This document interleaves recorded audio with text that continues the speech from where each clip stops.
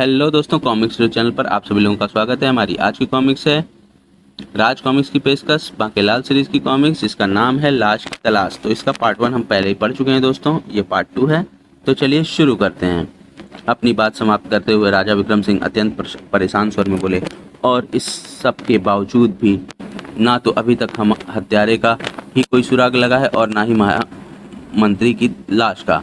हमारी समझ में कुछ नहीं आ रहा बांकेलाल, हम क्या करें। ओह, यह तो सचमुच बहुत ही बुरा हुआ। चलो अच्छा हुआ, उसी कमबख्त खुसट के कारण लालगढ़ में मेरे प्राण जाते जाते रह गए थे। अब आया मजा। लेकिन प्रकट में वह बोला, किंतु महाराज, इसमें मैं क्या कर सकता हूँ? लाश की तलाश और हत्यारे की खोज करना तो गुप्तचरों का कार्य है। नहीं नहीं बांकेलाल, अब यह कार्य उनके बस का नहीं रहा। हम चाहते हैं कि इस गुत्थी को अब तुम सुलझाओ। मैं और मरता क्या ना करता मजबूर होकर बांकेलाल को ओखली में सिर देना ही पड़ा। अब हत्यारा बांकेलाल की तीक्ष्ण नजरों से बचकर नहीं जा सकता। खूसट खुद तो चला गया, साथ में मेरी जान भी आफत में डाल गया। उसी रात बांकेलाल की नींद एकाएक ही किसी के पुकारने पर खुल गई। बांकेलाल, बांकेलाल, बांकेलाल, बांकेलाल। कौन? इतनी रात मुझे कौन पुकार रहा है? कौन हो भाई? सामने क्यों नहीं आता? या मैं हूँ बांकेलाल, महामंत्री धर्म सिंह। महामंत्री धर्म सिंह की लाश। बाप रे, भूत भूत भूत भूत भूत भूत भूत। कुछ ही देर में पूरे महल में जाग हो गई। राजा विक्रम सिंह बांकेलाल के कक्ष की ओर दौड़े। भूत भूत भूत भूत, यह आवाज तो बांकेलाल की ही है। फिर बांकेलाल उठो, कहाँ है भूत? भूत भूत, बचाओ बचाओ। यहाँ तो कोई नहीं है।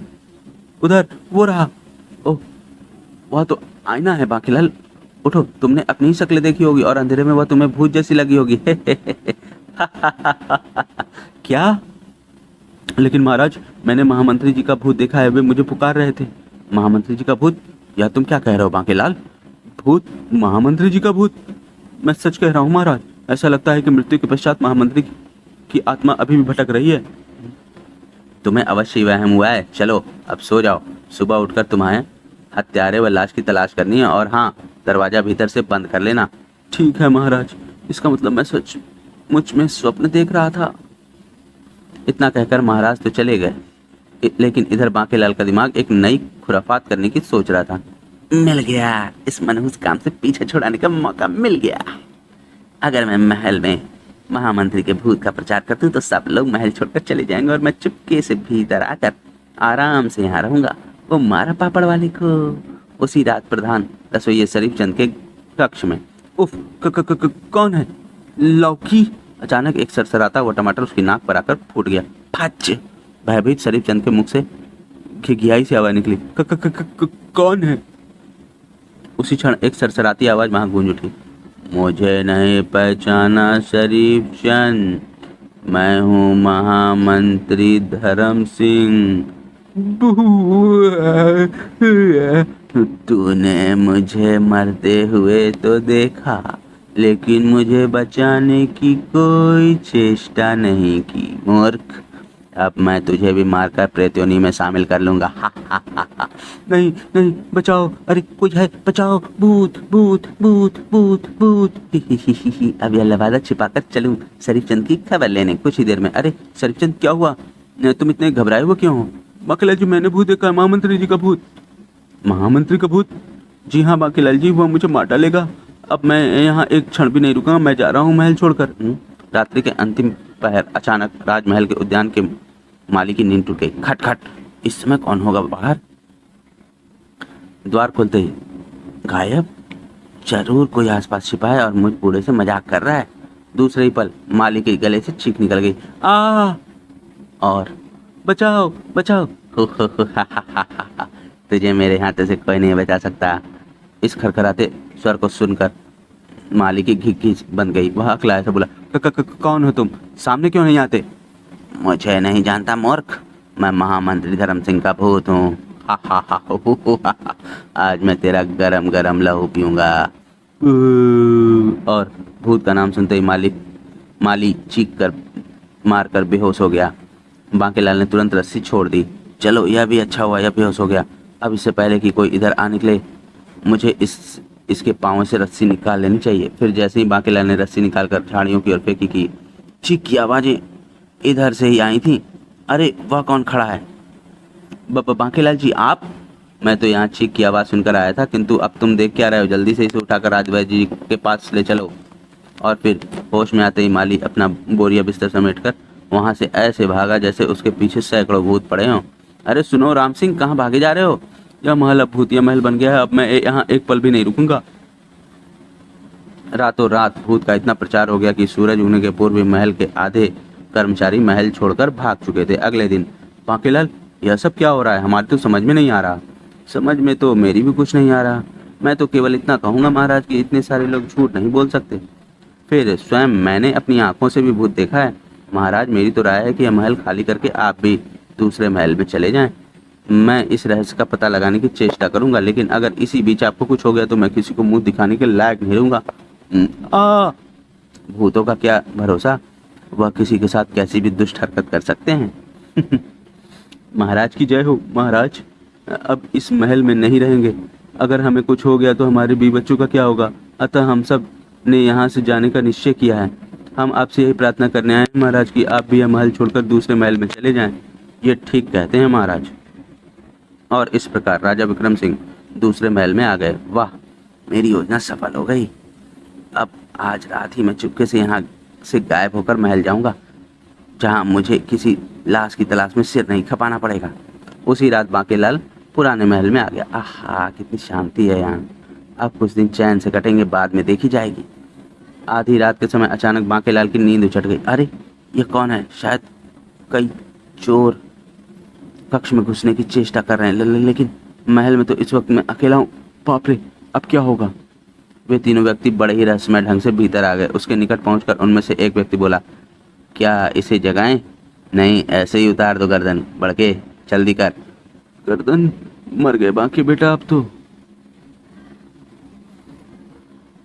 बड़के का छुरे वाला हाथ ऊपर उठा, लेकिन इससे पहले ही वह नीचे आ पाता एक आवाज वहां गूंज उठी, खबरदार। कौन है? अरे यह आवाज तो महामंत्री धर्म सिंह की है। उफ, हाय, भूत भूत। महामंत्री धर्म सिंह? ठहरो बांकेलाल, मैं भूत नहीं हूँ। भूत?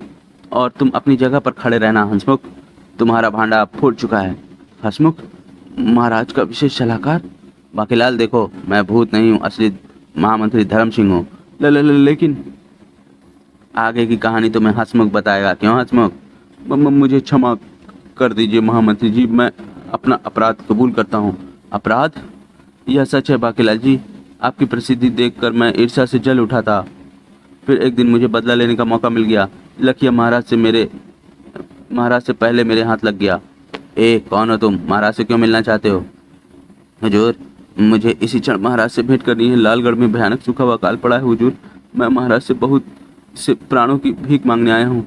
लालगढ़ के विषय में जानने के बाद मैंने उसे महल में जाने दिया और सोचा, वाह, महाराज लालगढ़ के लिए रसद अवश्य भेजेंगे। और अगर ये रसद लेकर बांकेलाल लालगढ़ जाए और वहाँ हा, अब बांकेलाल नहीं बचेगा। संयोग से अगले दिन राजकुमार का नामकरण समारोह भी था। मैंने बड़के और छुटके को बांकेलाल का काम तमाम करने का कार्य सौंप दिया। लेकिन हंसमुख जी, अगर रसद लेकर कोई और चला गया तो? तुम देख लेना, रसद लेकर बांकेलाल ही जाएगा। वाह, फिर तो हमारा काम आसान हो जाएगा। हम पहले ही लालगढ़ पहुंच जाएंगे और मौका लगते ही। इस प्रकार सारी योजना तो बन गई, लेकिन बड़के छुटके बांके को समाप्त ना कर सके। ओह, तो वे तीर मुझ पर बड़के छुटके नहीं चलाए थे। आगे की कहानी तुम्हें मैं सुनाता हूँ बांकेलाल जी। बड़के को छुटके को तुम्हारी हत्या का कार्य सौंपकर हंसमुख शराब में इतना डूब गया कि अपने कक्ष में जोर जोर से बोलने लगा, हा, अब बांकेलाल को कोई नहीं बचा सकता। मेरा पद अब कोई नहीं छीन सकता। संयोग से उसी समय मैं वहां से गुजर रहा था। अभी मैं कुछ सुनने का प्रयास करता कि हंसमुख कक्ष से बाहर निकलकर एक तरफ चल दिया। इसको रोककर पूछना होगा कि बांकेलाल के साथ इसने क्या षड्यंत्र रचा है। मैंने उसे रोका। मुझे देखकर वह चौंक पड़ा। ओह महामंत्री जी, आप? हाँ, मैं तेरी योजना समझ चुका हूँ दुष्ट। मुझे तुझसे ऐसी उम्मीद बिल्कुल ना थी। और मुझे अपने सामने देख हंसमुख ने घबरा कर छुरा निकाला और मुझ पर वार कर दिया और एक तरफ बंधे घोड़ों की ओर दौड़ पड़ा। तभी शोर मच गया, खून खून खून, महामंत्री जी का खून हो गया। ओह, मुझे उसका पीछा करना होगा। मैंने घोड़े पर उसका काफी दूर तक पीछा किया, लेकिन एक स्थान पर वह एकाएक मेरी निगाहों से ओझल हो गया। अरे कहाँ गया कमबख्त। तभी वृक्ष के ऊपर से फिर हंसमुख ने मुझ पर हमला कर दिया। आह, मैंने हंसमुख का मुकाबला करना चाहा, तभी वहां किसी के आने की आहट पर हंसमुख वहां से भाग खड़ा हुआ। खून अधिक बह जाने के कारण मैं बेहोश हो गया, और जब मेरी आंखें खुली तो मैंने स्वयं को एक मुनि की कुटिया में पाया। आह, मैं कहाँ हूँ महात्मन? घबराओ नहीं, अब तुम ठीक हो जाओगे। पूरी तरह स्वस्थ होने में मुझे कुछ समय लग गया। फिर जब मैं महल पहुंचा, अरे बाकी तो ठीक ठाक है, इसका मतलब हंसमुख का षड्यंत्र विफल हो गया। और तब मैंने सोचा, इसका मतलब हंसमुख फिर से षड्यंत्र करेगा। क्यों ना मैं अभी कुछ दिन और दुनिया की निगाहों से छिपा रहूं और हंसमुख को रंगे हाथों पकड़ूं। ऐसा सोच मैं वापस चल पड़ा, और फिर रात होते ही मैं अपनी योजना तुम्हें समझाने तुम्हारे कक्ष की खिड़की पर पहुंचा और तुम्हें पुकारा, बांकेलाल, बांकेलाल। लेकिन तुमने मुझे भूत समझ लिया और शोर मचा दिया, भूत भूत भूत। मुझे वहां से भागना पड़ा। ओह, बाकी ने सब गड़बड़ कर दी। फिर अगले ही दिन मेरे भूत का प्रचार आरंभ हो गया। मेरा भूत महल में देखा गया। आश्चर्य, मुझे लगा कि कहीं इसमें भी हंसमुख की कोई चाल तो नहीं। फिर एक दिन महल खाली हो गया और मैंने तुम्हें रहस्यमय ढंग से महल में दाखिल होते देखा। अब जब महल में कोई नहीं रहा तो बाकी भीतर क्यों जा रहा है? मैं अभी महल में घुसने की सोच ही रहा था कि तभी ये तीनों शैतान भी महल में मुझे घुसते दिखाई दिए। ओह, ये शैतान भी यहाँ, मामला कुछ गड़बड़ है। और उसके बाद तो तुम जानते ही हो बांकेलाल जी की क्या हुआ। उफ, मेरी चैन व आराम से रहने की सारी योजना चौपट हो गई। अब तो मुझे ऐसा नाटक करना पड़ेगा कि जैसे महामंत्री की लाश की तलाश, मेरा मतलब महामंत्री का पता मैंने ही लगाया है। सहसा महामंत्री ने पूछा, बांकेलाल, एक बात मेरी समझ में नहीं आई। जब सब लोग महल छोड़कर चले गए थे तो तुम वापस से यहाँ क्यों आ गए? वो इन्हीं दुष्टों की तलाश में महामंत्री जी। लालगढ़ में बड़के छुटके के आक्रमण के बाद मुझे इनके षड्यंत्र का आभास हो चुका था। तब मैंने सोचा कि आपके भूत का प्रचार करके यह महल खाली करवा लूं। फिर अकेला पाकर हत्यारे मुझ पर आक्रमण अवश्य करेंगे। अगर आप कुछ देर और ना आते तो मैं मार मार कर इनका सूरमा बनाने वाला था। यही मौका है। ओह, आप महान हैं बांकेलाल जी, और मैं मूर्ख आपकी योजना समझ ना सका।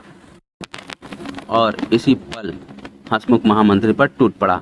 लेकिन अब मैं तुम्हें कुछ भी समझने का मौका नहीं दूंगा महामंत्री। ओह, हा हा हा हा, अब तुम दोनों मरोगे और इस महल में मैं रहूंगा। वाह उस्ताद, क्या हाथ चलाया है, खत्म कर दो दोनों को। लेकिन ठीक उसी पल एक तीव्र झटके से धरती हिल उठी। ओह, या क्या? ओह, आह, भूकंप! भागो बांकेलाल, बाप रे, आज तो मरे बेटा बाके। दोनों जैसे ही कक्ष से बाहर निकले, कक्ष की छत भरभरा कर गिर पड़ी। और तेज दौड़ो बांके। तभी झटका खाकर दोनों गिर पड़े और गिरते ही बांकेलाल बेहोश हो गया। और जब बांके को होश आया, आह, मैं कहाँ हूँ? हमारे दूसरे महल में। ठीक उसी क्षण महल की पूरी इमारत ध्वस्त हो गई थी। अरे महाराज, आप उठो बांकेलाल, अब तुम ठीक हो? हाँ बांकेलाल, महामंत्री ने हमें सब कुछ बता दिया है। अगर हम सब लोग पुराना महल छोड़कर इस नए महल में ना आते तो ना जाने आज क्या अनर्थ हो जाता। भूकंप ने सब कुछ तहस नहस कर डाला है वहाँ। लेकिन बांकेलाल, तुमने अपने प्राणों को संकट में क्यों डाला? अगर अकेला पाकर वे हत्यारे तुम्हें, ओह, मेरे कारण ये सब बच गए। लानत है मुझ पर। काश इन्हें महल से बाहर ना करके खुद चला गया होता तो शायद इस दूसरे महल का मालिक मैं ही होता। बहू। लेकिन अब तो पासा पलट चुका था। अतः बांकेलाल नई बात बनाकर बोला, नहीं महाराज, दरअसल मुझे भूकंप में महल ढह जाने की पूर्व जानकारी कुछ दिनों पूर्व सपनों में भगवान शंकर ने के कारण हो चुकी थी। लेकिन मैं चाहता था कि महामंत्री जी की लाश की तलाश व हत्यारों की खोज भी लगे हाथों कर ही ली जाए। अब आप तो जानते ही हैं कि भगवान शंकर की मुझ पर कितनी कृपा है, और इसलिए मैं अपना कोई भी कार्य अधूरा नहीं छोड़ता। वाह बांकेलाल, आज तो तुमने हमें अपना गुलाम ही बना लिया। और तब राजा विक्रम सिंह ने घोषणा की, साथियों, उस दिन महामंत्री के कारण हमें अपने पुत्र का नामकरण समारोह रद्द करना पड़ा था, लेकिन अब यह समारोह अगले सप्ताह मनाया जाएगा, जिसमें बांकेलाल जी राजकुमार के लिए कोई अच्छा सा नाम सोचकर रखेंगे। नाम की जगह नाम? लानत है बांके तेरी किस्मत पर। बोलो बांकेलाल की जय। समाप्त। तो दोस्तों, आपको ये कॉमिक्स कैसी लगी हमें कमेंट सेक्शन में ज़रूर बताएं, और हमारे चैनल को सब्सक्राइब करना ना भूलें। मिलते हैं अगली कॉमिक्स में, तब तक के लिए धन्यवाद।